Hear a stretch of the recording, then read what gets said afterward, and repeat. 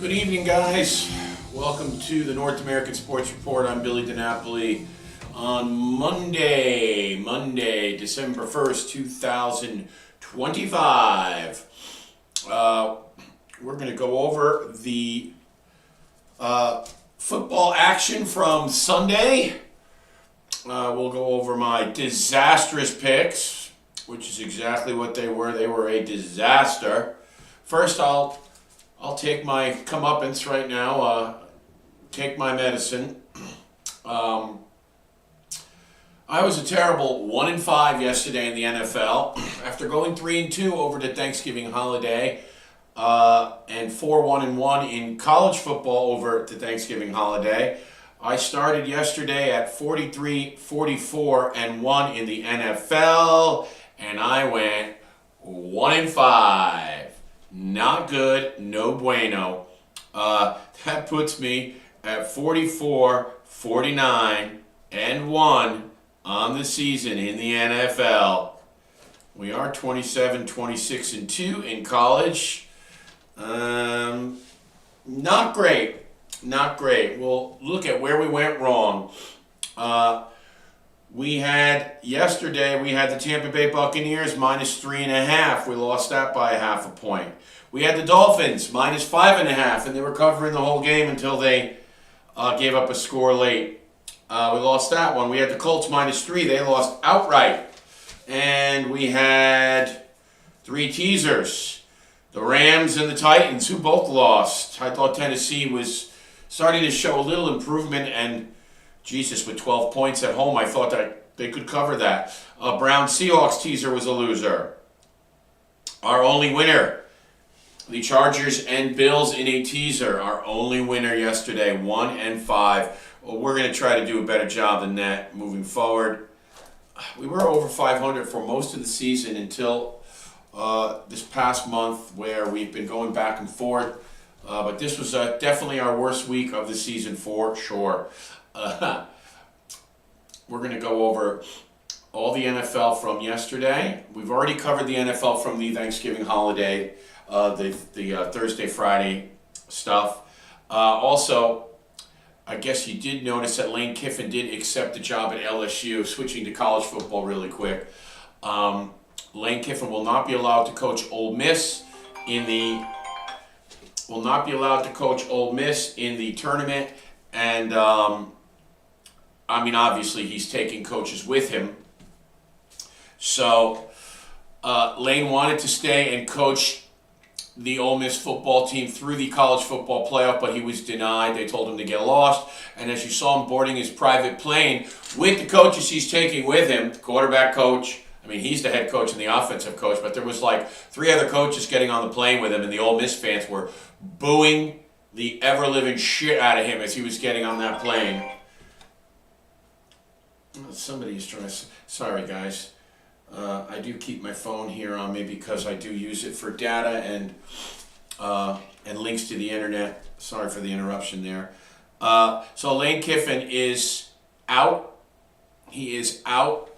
And he will accept the LSU head coaching job, rumored to be $120 million over. Lane never stays. But if you're going to get let's take a look at Lane's contract here. I want to get the exact numbers.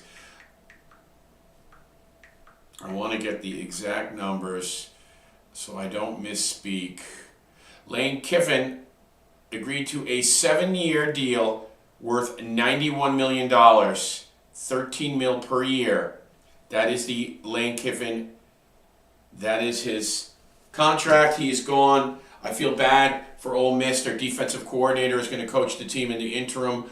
They will play in the playoffs. The committee may drop them a couple notches, kind of like... Well, this is a whole different thing. Years ago, Florida State lost their quarterback after a 13-0 season. Their quarterback tore his knee in the final game of the season, and he couldn't play in the playoffs. And they were going to be a different team, and they were completely omitted from the playoffs. That's not going to happen, but they will drop a couple of notches, I would imagine, with the head coach and offensive coordinator going out the door. Their defensive coordinator Ole Miss's defensive coordinator, I don't even know who the hell he is going to coach. Is going to coach the team throughout the college football playoff, and Pete Golding. Pete Golding, they're saying he's going to be the permanent coach, like he's been given the job. So Pete Golding, the defensive coordinator, apparently is not the interim coach. He is going to be the head coach at Ole Miss. So that's where we are with that. We're going to go over... Oh, also, there was a lot of scuttlebutt on all the sports shows today about the committee and what they're going to do. And listen, Miami right now looks like they're just on the outside looking in. They're ranked 12th, but once they award the Power 5 team and the ACC champion, their spots, since they are currently out of the top 12, but they will elevate once they award those 2 automatic bids.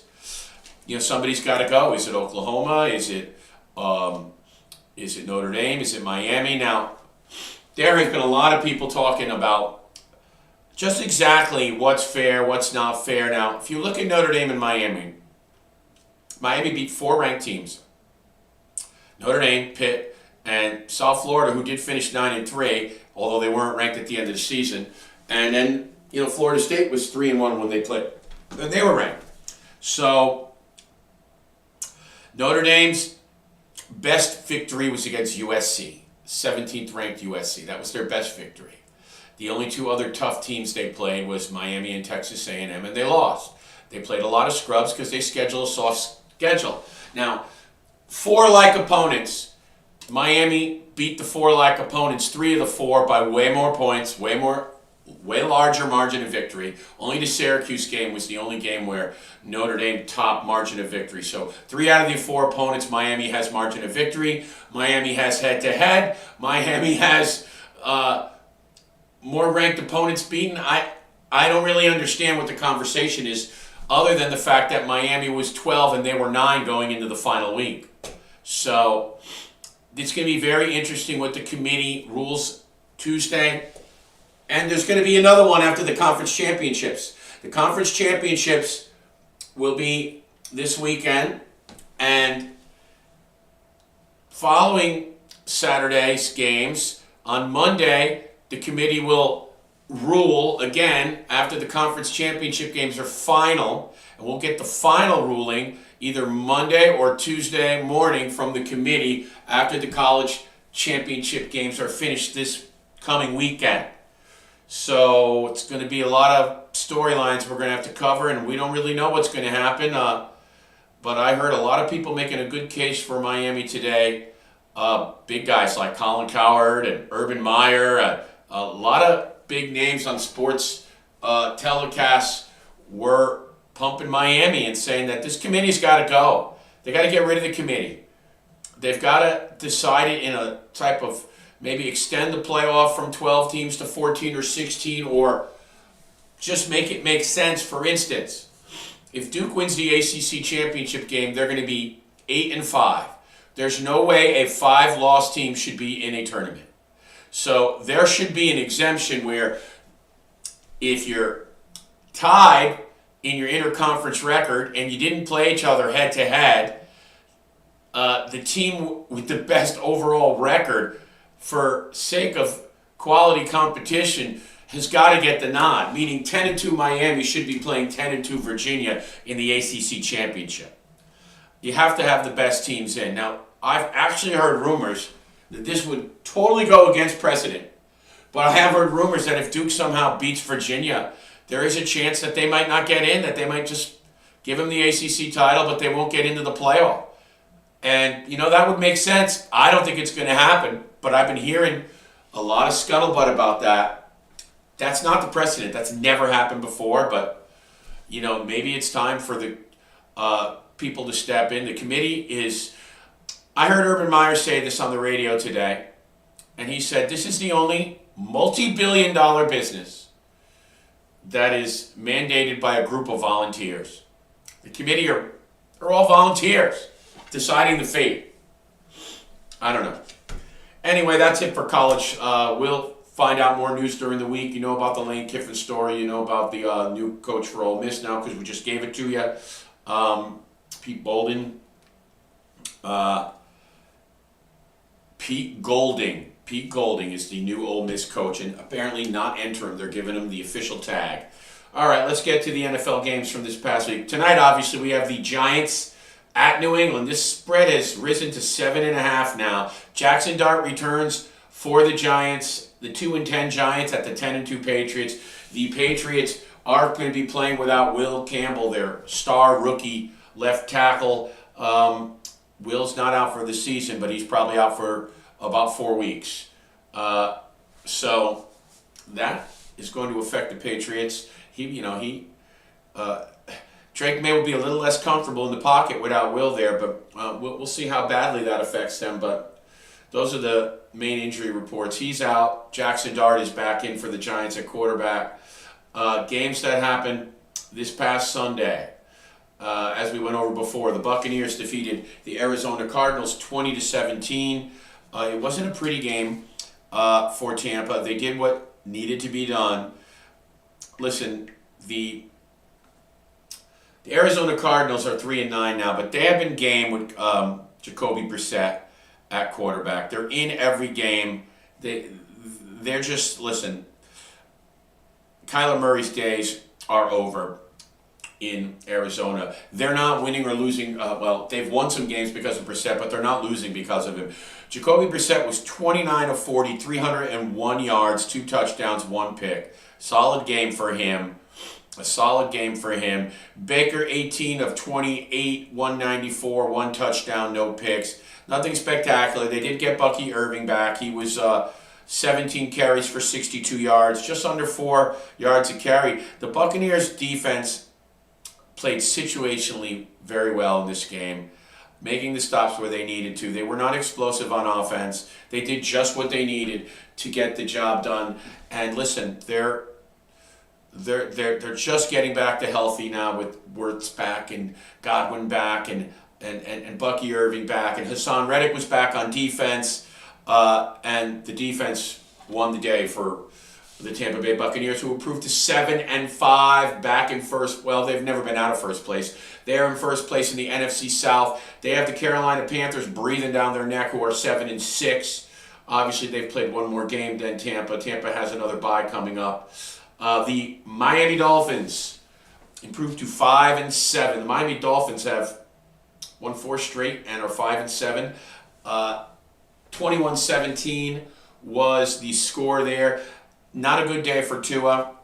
Very average, mediocre day for Tua. Devon Achane was the star, 22 carries for 134 yards and a touchdown. He paced the Dolphins, who, listen, they were up all day, but at 19-11, they gave up a late touchdown to Tyler Shuck, who did not play badly.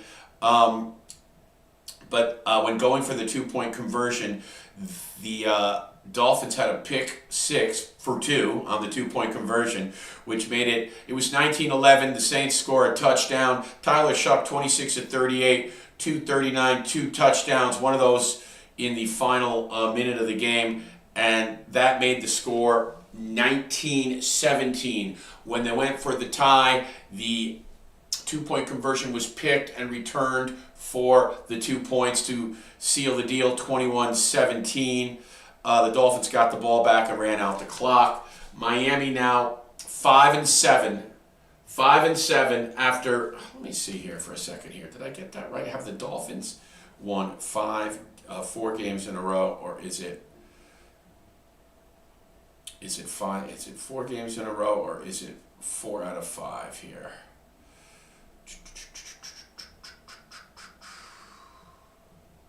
It's 4 out of 5, 3 in a row. In the last 5 games for the Miami Dolphins, they've defeated the Falcons 34-10. They were beaten by the Ravens 28-6. And in the last 3 games, they've beaten the Bills, the Commanders, and the Saints. So the Dolphins have 3 straight wins, 4 out of their last 5, and they improved to 5-7. I guess they're trying to save Mike McDaniel's job. Jacksonville Jaguars improved to 8-4 over the Tennessee Titans. The Titans are 1-11. Jacksonville wins this one 25-3. Their defense just smothered smothered Tennessee. It's been a long year for Cam Ward. Xavier Restrepo, another Miami player that was playing for the Titans, went off on an ankle injury, but it's not broken. Again, a rough day. 24 of 38 for only 141 yards. He was sacked 3 times. Pollard, 10 carries for 60 yards. He was the bright spot for the Titans, but they didn't do much on offense. They were smothered by the Jags defense all day.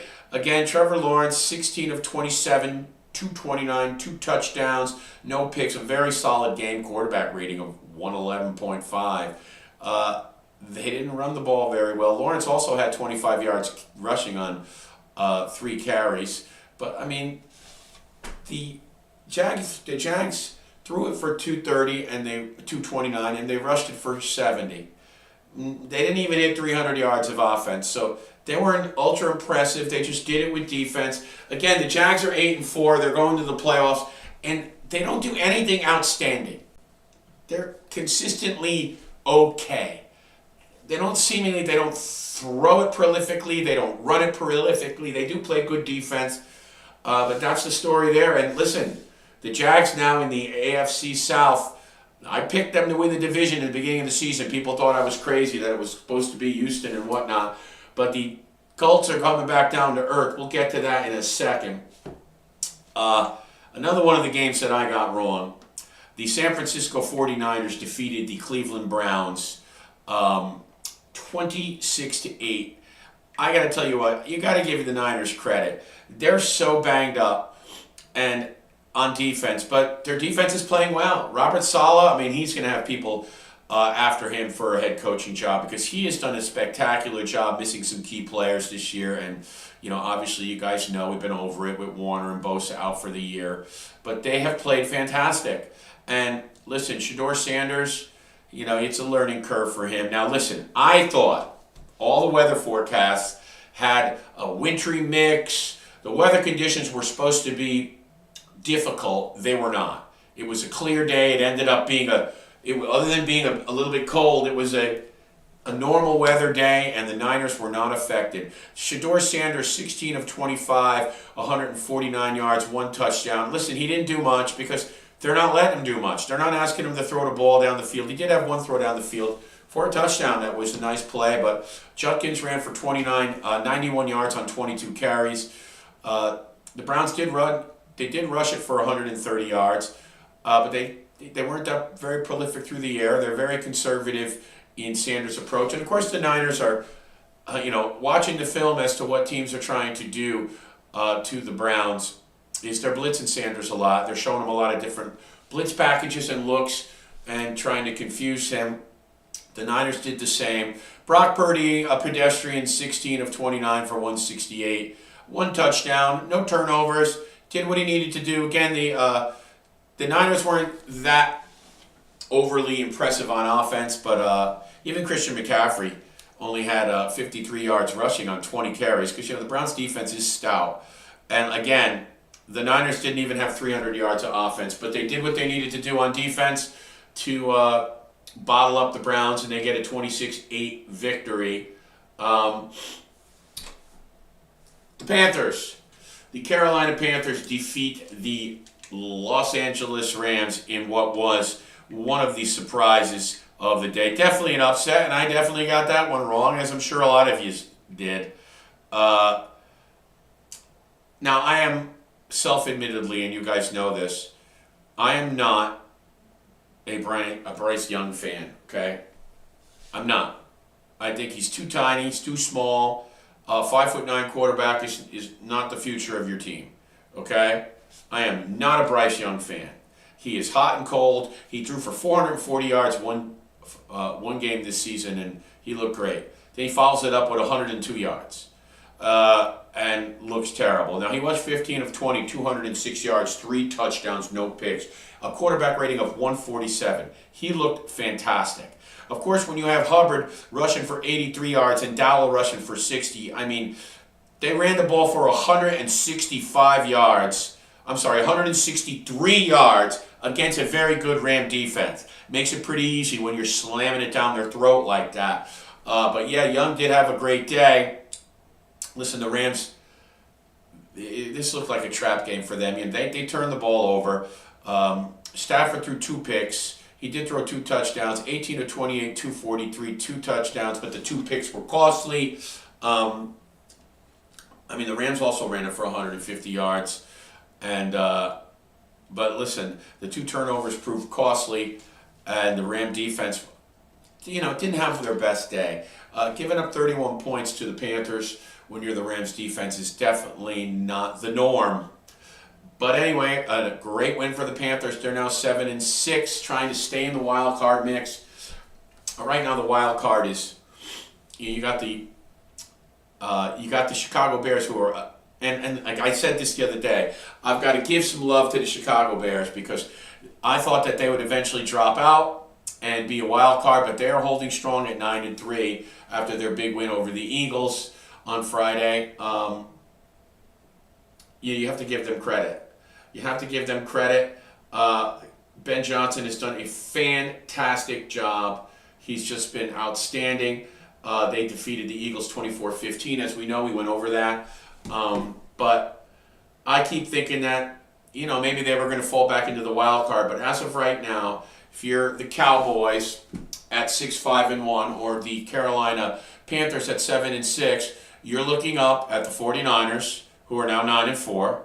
That was a big win for them against the Browns. You're looking up at the 8-3-1 Green Bay Packers.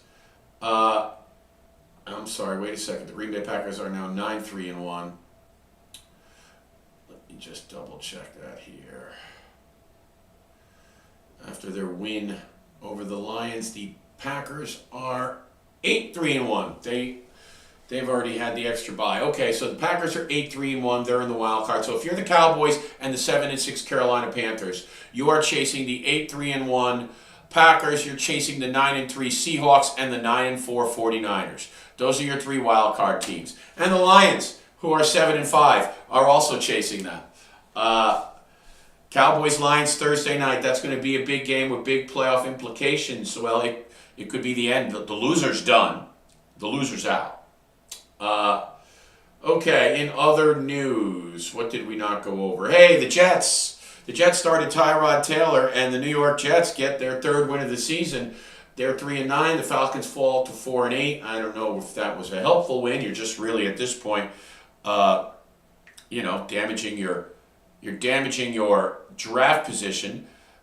But hey, I'm sure for the Jet fans who don't get this feeling often, winning a game is got to make you feel good. Kirk Cousins was 21 of 33 for 234 yards and a touchdown for Atlanta. Bijan Robinson had a big day, 23 carries, 142 yards. Now the Jets, as you know, they sent Justin Fields to the bench. Tyrod Taylor was much better, 19 of 33, 172 yards, 1 touchdown, no picks. And Taylor also rushed for 44 yards and a touchdown on 8 carries. Breece Hall also rushed for 69 yards on 19 carries. Listen, the Jets, they have a rhyme, a reason, a plan with Taylor at quarterback, and that's the way it's going to stay. 27-24, Jets get their 3rd win of the season to improve to 3-9. We went over the Rams falling to 9-3, and the Panthers improving to 7-6. Speaking of Sam Darnold, the Seattle Seahawks defeated the Vikings 26-0. The Seahawks improved to 9-3. They are now tied with the Rams, although the Rams have the tiebreaker with the head-to-head in first place in the NFC West. So, listen, this game, I've noticed that Sam Darnold has not looked very sharp the last 3 weeks. And he looked tight at the start of this game. I know he wanted to stick it to his old team. This was all defense. This was a pick 6. Max Brosmer threw 3 interceptions. He looked absolutely awful and embarrassing. The defense and the defense had a pick 6. The offense didn't have to do much. Basically the offense scored 19 points, and Sam Darnold was not that impressive. He did what? Listen, the Vikings, they could have played 8 quarters and they were never going to score against the Seahawks defense. Brosmer was 19 of 30 for 126 yards. And I'm sorry, not 3, but 4 interceptions. 4 interceptions. There was no offense for the Vikings. None. I don't think the Vikings didn't even have 200 yards of offense. 126 in the air and 64 yards rushing. That's pathetic. Jesus. Sam Darnold, a pedestrian 14 of 26 for 128 yards. He was tight. He held the ball a lot. He was sacked 4 times. Kenneth Walker rushed for 56 yards on 13 carries, and Charbonneau 52 yards on 14 carries. They were able to rush the ball for 127 yards were the Seahawks, and that was basically the brunt of their offense. And yeah, Darnold not looking great. Makes you a little worried as you go down the stretch here. You know, Darnold had a big year last year, and he folded down the stretch. He's looking a little tight, especially like when he goes up against a big matchup like when they played the Rams, and he was obviously tight playing his old team, the Vikings, because, you know, he wanted to show them something. Well, he's on a very good team, and they dominated defensively, and it was a laugh show. Rough season for the Vikings. They're 4-8. I guess they're waiting for J.J. McCarthy to come back. He's stunk too. So, but this guy, Brosmer, he doesn't even look like he should be an NFL quarterback. That was embarrassing. Buffalo Bills defeat the Pittsburgh Steelers last night, 26-7. 26-7. The Bills improved to 8-4. The Steelers were horrible offensively. Aaron Rodgers got sacked and fumbled, and they returned it for a touchdown on one of the plays there. The Bills' offense was not stellar. Coleman did catch a touchdown. He returned to the lineup. Keon Coleman, Josh Allen. Let me see. Let me get you his numbers here. Listen, the Bills were very unimpressive and have looked very unimpressive on offense lately. You know, they're looking to Josh to do it all, and their defense played well. But then again, the Steeler offense is, you know, they're nothing. They're nothing spectacular. Not very big numbers. Josh Allen, 15 of 23 for only 123 yards, 1 touchdown, 1 interception. James Cook was excellent, 32 carries for 144 yards. Allen did rush 8 times for 38 yards, and Davis had 9 carries for 62 yards. They pummeled the Steelers with 245 yards worth of rushing.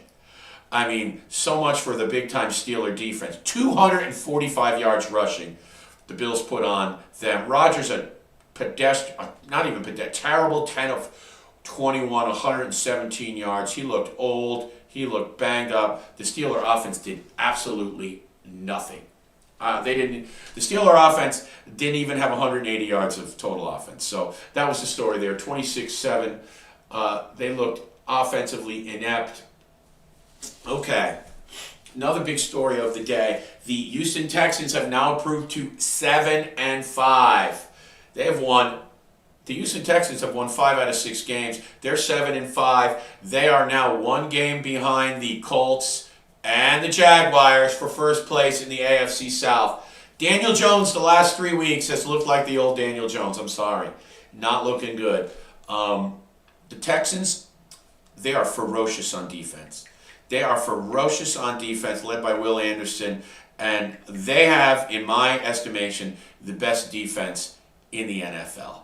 They have the best defense in the NFL. Now, C.J. Stroud returned to the lineup, and he was solid. He did throw a pick, but he was 22 of 35, 276.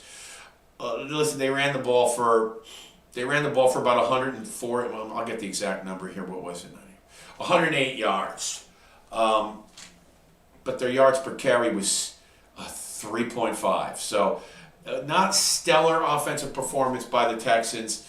Daniel Jones struggled, 14 of 27 for 201 yards. He did throw 2 touchdowns. He was sacked twice. He didn't turn the ball over in this game, but he only threw for 201 yards. He couldn't really move the offense. And on a game when they finally stopped Jonathan Taylor, 21 carries, not stop. He had 85 yards on 21 carries, 4 yards a clip.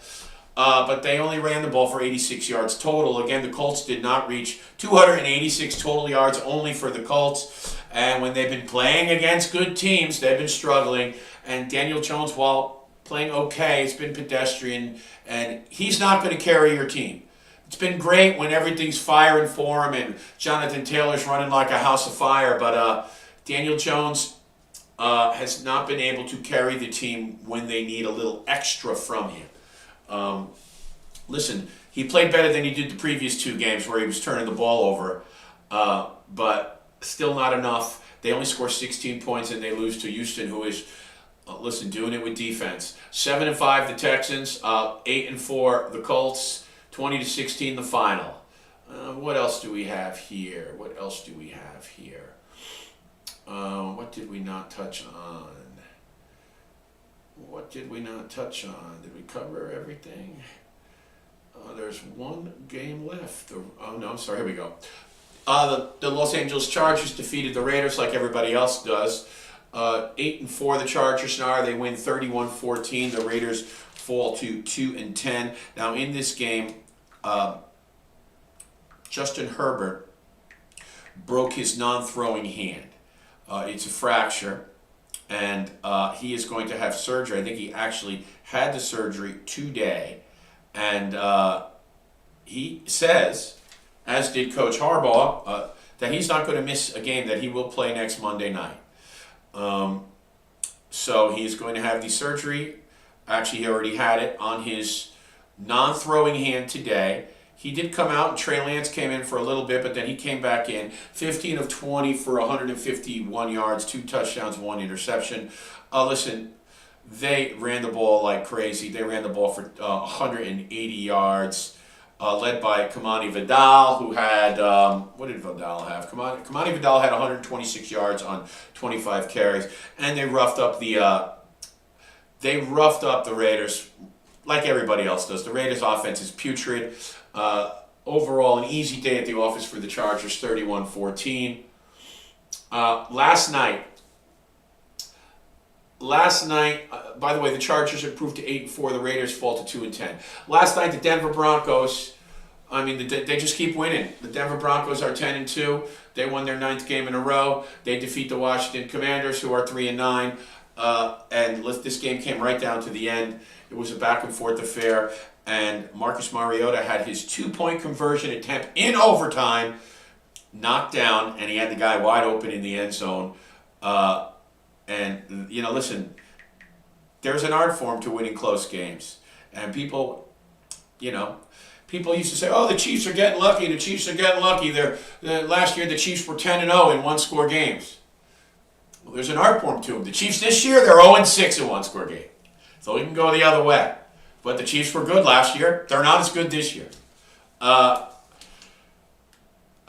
lot of people get on Bo Nix, but boy, he wins. And when you look up at the end of the day, it doesn't always look pretty, but his numbers are always decent. 29-45, 321 yards for Nix, 1 touchdown, 1 pick. And they didn't even really run it that well. They only ran the ball for 88 yards. So they leaned on Nix. He delivered. But again, the Commanders, it was right there for him. Mariota, he did throw the ball a lot. They had 50 pass attempts. He was 28 of 50 for 294, 2 touchdowns, 1 pick. They ran it well too, though. The Redskins, the Commanders, ran it for 150 yards. Mariota actually 294 through the air, was also 10 carries for 55 yards on the ground. Rodriguez 11 for 41. Crosley Merritt only 4 carries but 20 yards.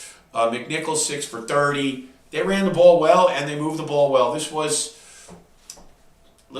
a tight game. The Commanders, I give them credit. Their season's over. They're still playing hard.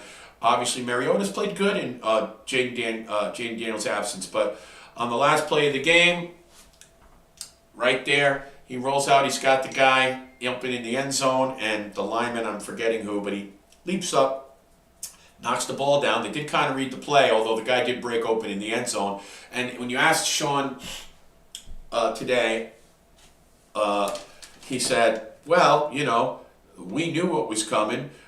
Coach Payton, when he was interviewed, he didn't like the fact after the game in his post-game, Coach Payton didn't like that they were insinuating that they're getting lucky breaks and all this stuff. He's like, our linemen sniffed out the play. We coach them to put their hands up, and he knocked the ball down, and we made the defensive play. It's not luck.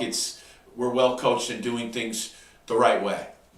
And okay, great. Another close win for the Broncos. They're 10-2. The Commanders fall to 3-9. Broncos win in overtime 27-26 when the Commanders go for the 2-point conversion and go for the win.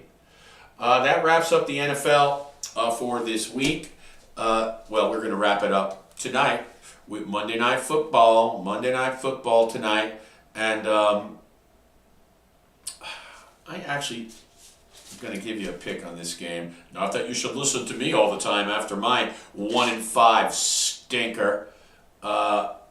Currently, the over-under is 46.5. 46.5. And the Patriots are a 7.5-point favorite. Jackson Dart returns tonight for the Giants. I'm going to tease the over-under down to 40.5. And the Patriots down to 1.5. So Patriots minus 1.5, over 40.5. That's my one pick. New England and over teaser tonight are 44, 49, and 1. 5 games under 500. Listen, there's a lot of big-time sports guys on radio and TV that do a lot worse than me. But I pride myself in trying to stay over 500, win more than I lose, or at least keep it even. I will say this. After my 1-5 performance, and I did drop some wagers on DraftKings, I always tell you guys to wager responsibly. And listen, I don't wager a lot. I'm a small timer. It's just for fun. Responsible gambling only. We endorse that, and we endorse DraftKings and FanDuel. But I will say this. I did, in my frustration, I did in the late game, after I saw all my picks going bye-bye, especially the Bucs and the Colts and the Dolphins not covering, and the Bucs and the Dolphins blowing their covers late, I did load up on the Bills and the Chargers again, and then I took the Bills and the Seahawks in a teaser, and I put those two in my DraftKings, and I went a little heavy because I already saw 1-5 coming my way, so I did lay the Bills and the Seahawks in a teaser, and I put another wager on the Bills and the Chargers, and then I put a wager on the Chargers straight.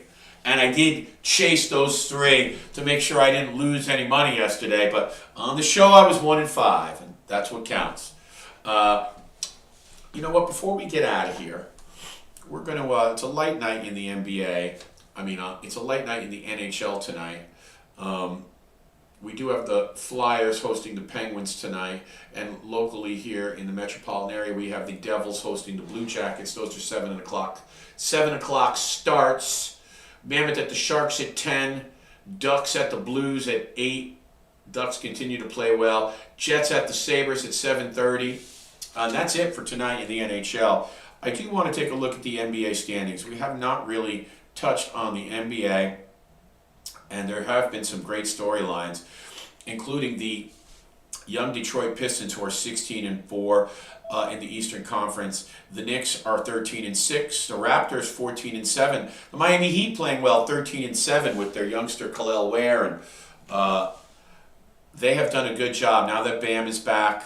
The guy they picked up, Powell, has been outstanding for them. Wiggins and Powell, they don't even miss Butler. They don't even miss Jimmy Butler. And they're well coached by Coach Spoelstra. The Heat are 13-7 and playing better than some people expected. The Hawks are 13-8. The Magic are 12-8. The Cavs are 12-9. And the Celtics, although banged up, hanging in there at 11-9. Those are your top 8 in the East. In the Western Conference, the Thunder are just, they're just sick. 20-1.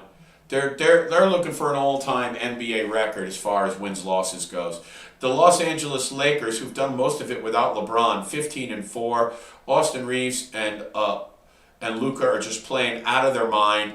They move the ball. They've got better flow when LeBron's on the bench, but I will give him credit. When he did come back, he's been the distributor, and he hasn't been the squeaky wheel. He's just moving the ball, because LeBron, he can pass that rock like freaking Magic Johnson. He knows how to pass the rock.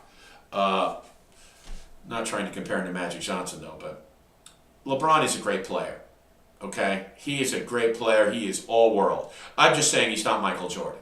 LeBron is never going to be in my he's never going to be the GOAT to me. It's Michael Jordan, then it's Kobe Bryant, then you could take your pick between Magic Johnson and Kareem Abdul-Jabbar. Okay, those are my top four. Well, maybe LeBron's in the top five, maybe, but he's not the GOAT. And you know, people don't like him because, let's be honest, he's a freaking douche. Okay, 20-1 are the Thunder, the Lakers 15-4, the Houston Rockets 13-4, the Denver Nuggets 14-5, the San Antonio Spurs 13-6. They got off to a good start, but then Wembanyama got hurt. He should be back by now. I got to check that. The Minnesota Timberwolves are 12-8, sixth. Phoenix Suns 12-9, 7, and the Golden State Warriors just barely holding up the final playoff spot at eighth. 11-10 are the Golden State Warriors, and you know, Jimmy Butler's already crying. You know, I gotta tell you what, the Miami Heat are so happy, and I love Butler when he was on the Heat. He was a big shot player, got the Heat to 2 NBA Finals, and he was great. But listen, he was a prima donna and a whiner, and what he did down the stretch to get himself out of there by just not playing hard, he purposely got himself out of Miami. You know, okay, that's what he wanted to do. That's what he did. Wembanyama is still not back in the lineup, and the Spurs are hanging in there. I think it was Wembanyama sprained an ankle. I think that's what it was, and he has still not returned to the lineup. But the young Spurs are 13-6. Let's take a look at the NBA leading scorers. Let's take a look at the NBA leading scorers so far, shall we? Luka Doncic of the Lakers, 35.1. SGA, Gilgeous-Alexander of the OKC Thunder, 32.5 points a game. Tyrese Maxey of the Sixers, having a great year, also 32.5 points a game. The Greek Freak Antetokounmpo, 30.9, so 31 points for Giannis. And Donovan Mitchell, 32 points per game from the Cleveland Cavaliers. That's your top five in the NBA. So tonight, let's see what we got tonight in the NBA. Tonight you have the Cavaliers visiting the Indiana Pacers. The Cavs at 12-9 visiting the Indiana Pacers at 4-16. Obviously, without Halliburton, it's going to be a rough year for the Pacers. The Cavs are a 4.5 point choice at Indiana. The Bucks at 9-12 play probably the worst team in basketball, the Washington Wizards. The Bucks are a 10.5 point favorite. The Wizards are 2-16. The Bucks 9-12. The Atlanta Hawks 13-8 travel to Detroit. They play the Detroit Pistons. 16-4 are the Pistons. These three games are all 7 o'clock starts. The Chicago Bulls at the Orlando Magic. The Magic -9.5. The Magic at 12-8. The Bulls at 9-10. The LA Clippers having another wonderful year at 5-15. I mean, the Clippers are just like the Rodney Dangerfields of basketball. No one even cares about them in their own hometown. The Clippers are 5-15 at the Miami Heat, who are 13-7. The Heat are a 6.5 point favorite tonight. The Hornets play the hapless and always hapless Brooklyn Nets. These two teams suck. The Hornets are 6-14. The Nets are 3-16. Who the hell would watch that game? The Hornets are a 4.5 point choice. The Rockets at 13-4 are 11.5 point favorite over the Utah Jazz, who are struggling at 6-13. That's a 9 o'clock start. The Dallas Mavericks with Cooper Flagg and an always injured Anthony Davis are struggling at 6-15. They visit Jokic and the Nuggets, who are 14-5. Nuggets are 11.5 point choice. Also at 10 o'clock, the Los Angeles Lakers off to a hot start, 15-4, hosting the Phoenix Suns, who are 12-9. The Lakers are a 4.5 point choice. That's your NBA action for tonight. We've got Monday Night Football, and I did give you the New England Patriots in a teaser, and the over. We teased the Patriots down to 1.5, -1.5, and the over/under down to 40.5. That is what we got. That is what we got for tonight. So we are going to get out of here. Please subscribe to our channel, North American Sports Report, the YouTube channel. Please subscribe. We need you. You can scan the QR code on the bottom right. You can donate to us on Cash App and Venmo. Please like us on Facebook, and also like and follow Billy DiNapoli. I do a lot of my live shows. My live shows stream from all three of those outlets. They're live on YouTube and Billy DiNapoli, and then stream right after on North American Sports Report. I also give lots of content and pics on Instagram and sometimes on X. So follow Billy DiNapoli, and again, like and subscribe to the North American Sports Report. I'm Billy DiNapoli. You guys have a good night tonight. We'll be back Saturday morning. Listen, if a big story arises, we'll probably come on during the week. I'll announce it on our pages, because we're going to get some college football updates with what the committee decides in that 12-team ranking. So we're going to want to cover that. So we may pop up in the middle of the week. I'll post about it. But our regular shows this week will be Saturday morning for the college football championship games, our NFL Sunday, and our Monday night football preview on Monday evenings. Those three shows have been solid and regular as always. So you guys have a great night. This is Billy DiNapoli. I'll see you guys later.